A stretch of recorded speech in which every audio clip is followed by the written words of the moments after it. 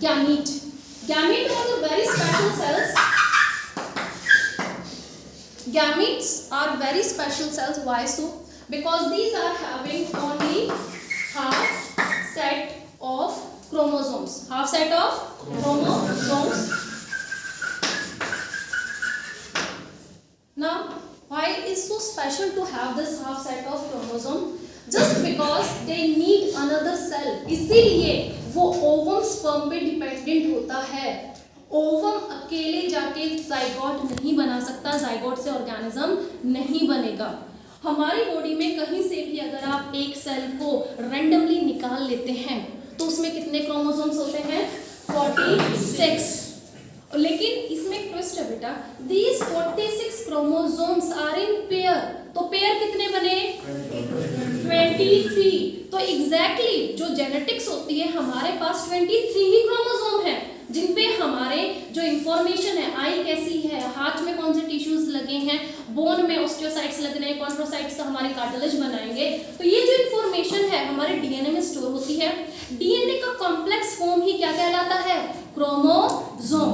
Fine. तो 23 chromosome होते हैं, लेकिन अभी मैंने बताया पेयर में एग्जिस्ट करते हैं. तो यानी फर्स्ट जो क्रोमोसोम है उसकी एकदम ditto same to same copy होती है. So we are going to write like this 2 into 23 और इसको हम बायोलॉजी में रिप्रेजेंट करते हैं 2n से. तो एग्जैक्टली हमारे क्रोमोसोम कितने हैं? लेकिन वो किस में एग्जिस्ट करते हैं? पेयर में. तो हर एक सेल में कितने होते हैं? 46. ये सेल कहीं से भी ले लीजिए, मैं बोन की बात कर रही हूँ, स्किन की बात कर रही हूँ, ब्लड की बात कर रही हूँ, कहीं से भी सोर्स है. वो है स्ट्रक्चर में अलग अलग. एक नेफ्रॉन अलग दिखता है, कार्डियक टिश्यूज अलग दिखते हैं, आई के जो सेल्स हैं वो अलग दिखते हैं. लेकिन जैसे ही उनके डीएनए में जाके हम जब जीन्स को पढ़ते हैं तो सब के सब 46 पेयर में हमें दिखाई देंगे. Got it? But these cells are only having half set of chromosome. और हाफ का मतलब है इस 2 को हम एलिमिनेट कर देते हैं. Only 23 chromosome. यानी हर एक क्रोमोसोम अलग अलग घूम रहा है, उसकी कोई भी कॉपी नहीं है. समझ में आया? ऐसे स्पेशल सेल्स बस 2 ही जगह पाए जाते हैं, फीमेल में ओवरीज में और मेल में टेस्टीज में. Got it? तो टेस्टीज में क्या है? गैमीट्स. और उस गैमीट का नाम है स्पर्म. क्या है? स्पर्म. ओवरी में क्या है? फिर से गैमीट्स, लेकिन उस गैमीट का नाम है ओवम. समझ में आया? तो बेटा 99.9% जो हमारी बॉडी के सेल्स हैं वो ये हैं. इसके लिए हम बोलते हैं diploid. These are diploid. Di means 2. 46 chromosome. कितने क्रोमोसोम हैं इनमें? 46. ऐसे सेल्स को हम बोलते हैं हाफ एंड. तो यहाँ से हैप्लॉइड. यानी हाउ मेनी क्रोमोसोम? 23. बॉडी में सारे सेल्स कैसे हैं? डिप्लॉयड. कितने क्रोमोसोम? 46. एक्सेप्शनल केस कौन? गैमेट. कहाँ पे है? फीमेल में ओवरी में, मेल्स में टेस्टिस में. सिर्फ इकलौते ऐसे सेल हैं जो 23 क्रोमोसोम लेके बैठे हैं. व्हाई? क्यों इनको 46 क्रोमोसोम्स नहीं मिले? Just because of their function. उनका काम ही इतना स्पेशल है. जैसे आज आपकी खुद की बॉडी है, आप लेके बैठे हुए, लेकिन शुरुआत किससे हुई थी? ऐसी चीज से हुई थी जो चीज आपको कभी दिख भी नहीं रही थी. जब स्पर्म ओवम पहली बार फ्यूज हुए थे तो बनता है जाइगोट. क्या बनता है? जाइगोट. और वो जाइगोट ओवम के पास कितने क्रोमोसोम? 20. स्पर्म के पास 20. दोनों मिलके 46. जाइगोट पहला एक ऐसा सेल बनता है फर्टिलाइजेशन में जो डिप्लॉयड होता है. और वो जाइगोट की ही मैं बात कर रही हूँ बच्चे यहाँ पे, कि जो चीज आपको दिखी ही नहीं, अगले 9 महीने में एग्जैक्टली हार्ट कहाँ बनना है, कौन से टिश्यूज लगेंगे. आई की जैसे हम अभी बात कर रहे थे, आई में ही हम देखें तो 7 to 12 डिफरेंट टाइप के सेल्स मिल जाएंगे आपको. Got it? तो इतनी एक्यूरेटली और एफिशिएंसी से उन्होंने काम किया कि एक भी ऑर्गन इधर उधर नहीं किया. एक एक सेल की इंफॉर्मेशन उसके पास होती है और 9 महीने में कंप्लीट वो बेबी बनाकर रेडी कर देते हैं. So this is the power of DNA. This is the power of genetics. Got it? जो इनविजिबल चीज है इतनी एक्यूरेसी से उसने काम किया और पूरा ऑर्गेनिज्म बन जाता है, because this information has been stored in the form of DNA। वो क्रिमिनल साइट पे सबसे पहले किसी और को क्यों नहीं हाथ लगाने दिया जाता है? और मरने से पहले आदमी जो तड़पा होगा, जो भी उसका मर्डरर है, उसने कहीं से उसको स्क्रैच किया होगा, उसकी नेल्स में या कहीं पे अगर थोड़ी सी भी स्किन हमें मिल जाती है, वहां से हम क्या निकालेंगे? सेल में क्या होगा? DNA। और वो DNA फिर हम कंप्यूटर में डाटा फॉर्म में स्टोर कर लेते हैं। 4 हमें सस्पेक्ट मिल गए, चारों मना कर रहे हैं कि हमने भी मर्डर नहीं किया, हमने भी नहीं किया, कोई वहां पे विटनेस नहीं था, गवाही कौन दे? तो तब जाके उनका DNA निकाला जाएगा, जो क्रिमिनल साइट पे DNA मिला था उससे मैच होगा। इसको बोलते हैं DNA फिंगरप्रिंटिंग। जैसे हर एक के फिंगरप्रिंट्स अलग अलग होते हैं, जो DNA है 99.9% जो DNA होता है ह्यूमन बीइंग का सेम होता है, चाहे आप हरियाणा के रोहतक से बिलोंग करते हो या कोई साइबेरिया में बैठा हो, हमारी अंदर से बॉडी कितनी मिलती जुलती है। और जो फर्क आपको देखने को मिलता है, the way they are speaking, their body language, their culture, it is just because the environment. जो केरला से बिलोंग करता है उसकी परवरिश हरियाणा में हुई होती तो वो भी आप जैसा दिखता है कि नहीं दिखता, और आपकी परवरिश अगर कनाडा में होती तो आप भी वैसे ही एक्सेंट बोल रहे होते कि नहीं बोल रहे होते। तो अंदर से हमारी जो बॉडी है, हमारे जो जीन्स हैं, कितने सिंगल हैं? 99.9। गैमेट्स क्लियर हुए? एक्सेप्शनल केस स्पर्म ओवम को हम बाद में डिस्कस करने वाले with their structure. So gamete को लेने के लिए ही हमें क्या रिक्वायर्ड थे? 2 पेरेंट्स। Got it? जिस तरह से आप इंगेज करते हैं अपनी लाइफ को अनप्रोडक्टिव एक्टिविटीज में, एनर्जी वहां पे लगा देते हैं। पढ़ाई कहाँ से करोगे? एनर्जी तो आपने वहां पे लगा दी ना।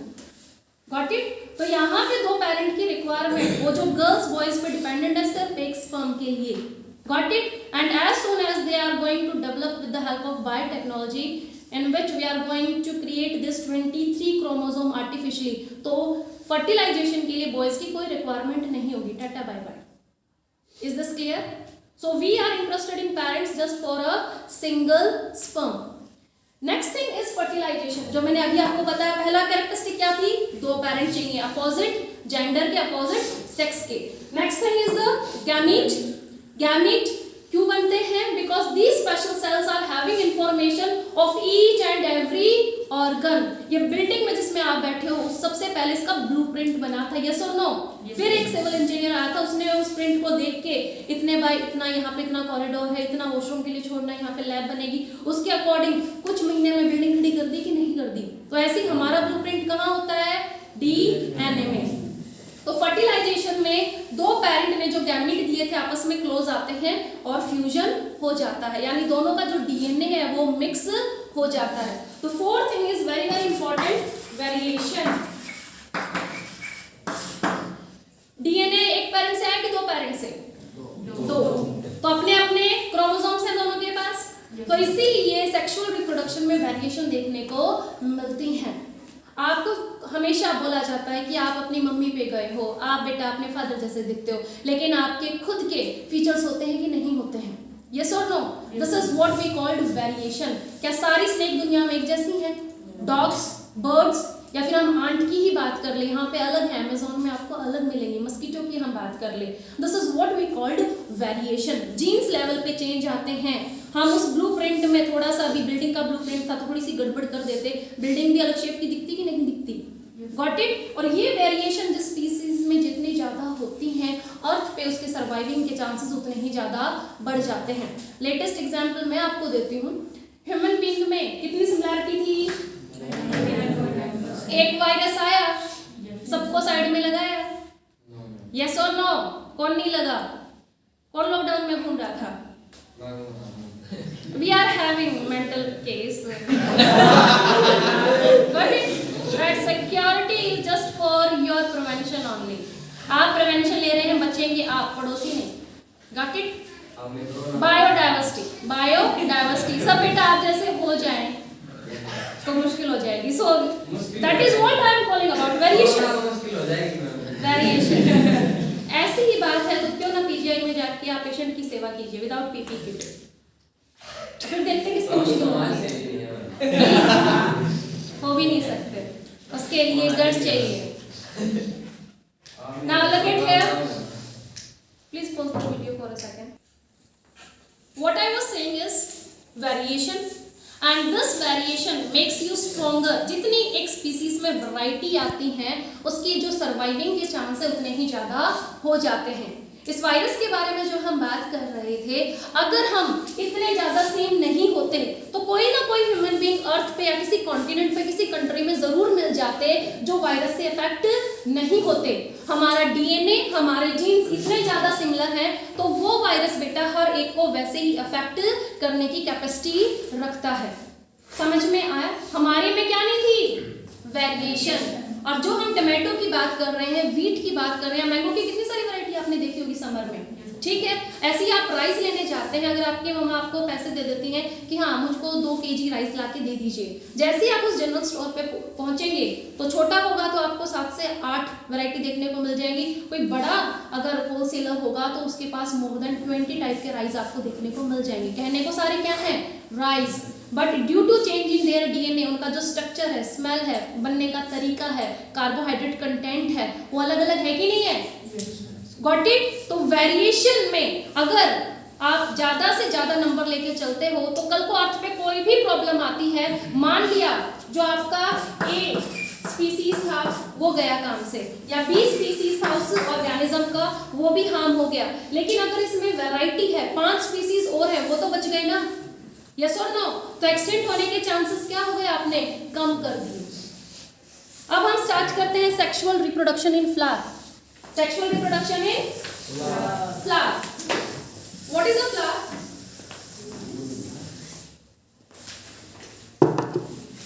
कौन है ये फूल सा बच्चा? Is this Sachin? सचिन आपने बोला? सारे काम आपने बोला? आपका क्या नाम है? Rohit. Nice. Why we need flower? Plant एक फ्लावर क्यों बना रहा है? I will be talking to you after him. Yes. फलाने से पहले क्यों? डायरेक्टली वो मैंगो क्यों नहीं आया? मैंगो से पहले फ्लावर क्यों आया? आपका नाम क्या है? क्या?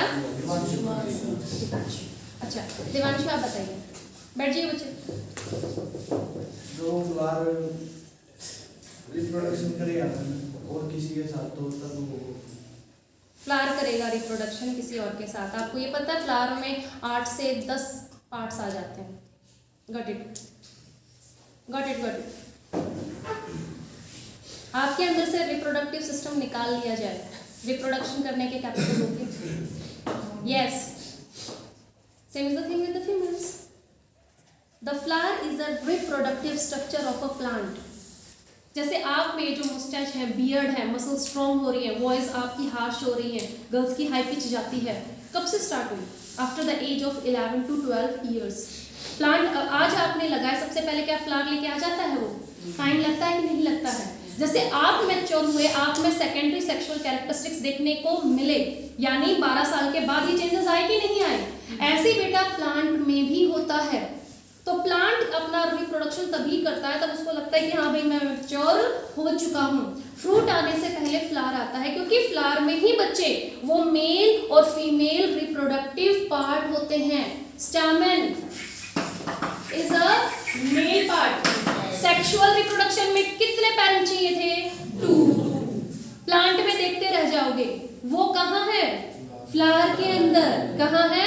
फ्लावर के अंदर। Stamen and crystal. पहले स्टैमेन करते हैं, नाम में ही मैन आ रहा है। फर्स्टली एंथर इज देयर, एक इलोंगेट स्ट्रक्चर होता है जिसको हम बोलते हैं filament. Anther is a factory of pollen grains. ये पोलन ग्रेन क्या है? Gamete, haploid cells. अभी बात की थी, तो मेल हमें क्यों चाहिए था? अभी मैंने बताया ना स्पर्म के लिए। तो यहाँ पे उस स्पर्म का क्या नाम है? पोलन ग्रेन, जो फीमेल के पास जाके फर्टिलाइज होंगे और जाइगोट बनाएंगे। जाइगोट कुछ नहीं, वो सीड होता है। एक सीड को आप अगर फेवरेबल कंडीशन देते हैं, पूरा प्लांट निकलाता है कि नहीं निकलाता है? तो सीड में देखिए कितनी इंपॉर्टेंट इंफॉर्मेशन छुपी थी कि नहीं छुपी थी? उसने पूरा प्लांट बना लिया। तो ऐसे ही एंथर वेरी फर्स्ट पार्ट, और उसको हाइट देने के लिए ये तो कुछ नहीं करता, ये हाइट देता है, क्योंकि जैसे ही एंथर बर्स्ट होगा पॉलन ग्रेन्स एनवायरनमेंट के साथ, एयर और वाटर के साथ कांटेक्ट में आने चाहिए। अगर इसकी हाइट हमने कम रख दी, वो जो हमारे इंसेक्ट है, विंड है, पॉलन ग्रेन्स को डिस्पर्स डिस्ट्रीब्यूट नहीं कर पाएंगे। समझ में आ गया? एंथर को हाइट देने के लिए क्या होता है? फिलामेंट, ताकि तब ये बर्स्ट हो, विंड के साथ कांटेक्ट में आए और ये पॉलन ग्रेन फैल जाए। Next thing is the pistol. सबसे पहला part stigma, followed by style, और नीचे जो स्टाइनल स्ट्रक्चर होता है उसको हम क्या बोलते हैं? ओवरी। और बेटा ओवरी में फीमेल गैमेट है जिसको हम बोलते हैं ओव्यूल। क्या बोलते हैं? ओव्यूल। स्टिग्मा का पहले फंक्शन कर लेते हैं। Stigma is just like a platform. Stigma पे आके पॉलन ग्रेन पहली बार लैंड होगा। एजेंसी कोई भी हो सकती है। एजेंसी का मतलब है या तो इंसेक्ट्स को लेके आएंगे, वो बटरफ्लाई, मोथ, बीटल्स, हनी बीज आपको यूजलेस लगती होंगी, लेकिन वो एक बहुत इंपॉर्टेंट काम करती हैं, pollination, transfer of pollen grain from anther of a stamen to the stigma of a pistil by any sort of the agency. It could be wind, it could be water, it could be animal, it could be insects. Got it? तो यहाँ पे pollen grain पहली बार आते हैं। किसने receive किए? Stigma. और same is the function of style. Style इसको हाइट देता है।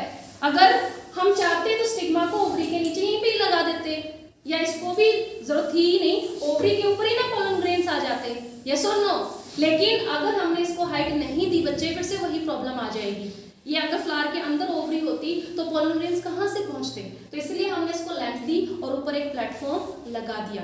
इसके बाद क्या होता है? पॉलिनेशन आ गया समझ में? ट्रांसफर ऑफ पॉलन ग्रेन्स क्या थे? गैमीट्स।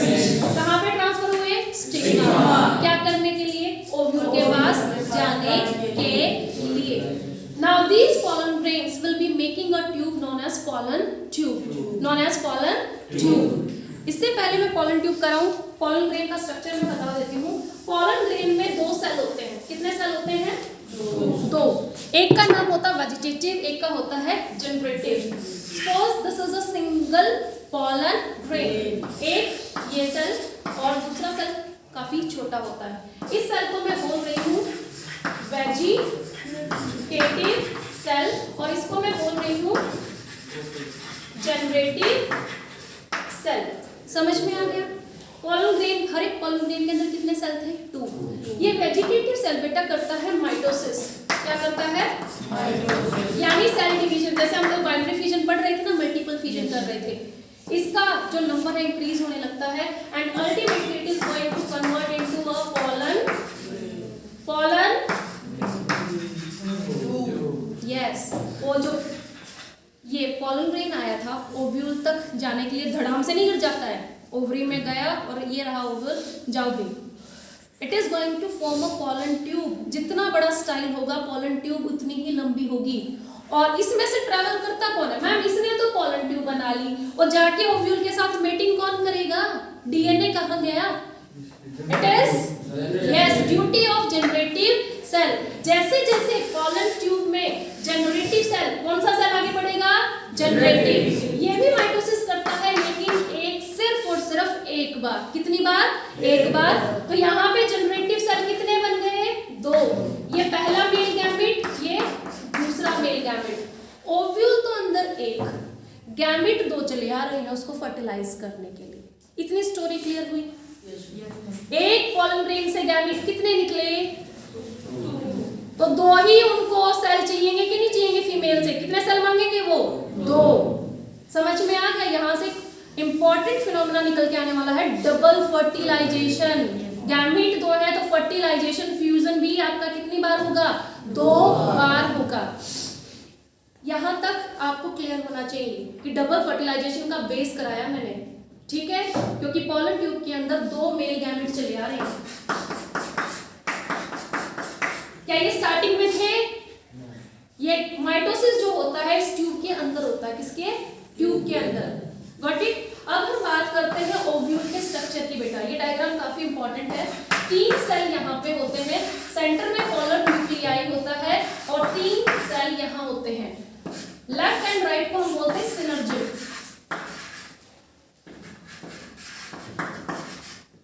सिनर्जिड। एन गायब है यहाँ से। इसको हम बोलते हैं पोलर न्यूक्लियाई। क्या बोलते हैं? Polar nuclei. Synergid, polar nuclei. Nuclei का मतलब होता है प्लूरल, सिंगल को हम क्या बोलते हैं? न्यूक्लियस। ठीक है, ये हमारे होते हैं तीनों के तीनों एंटीपोडल्स।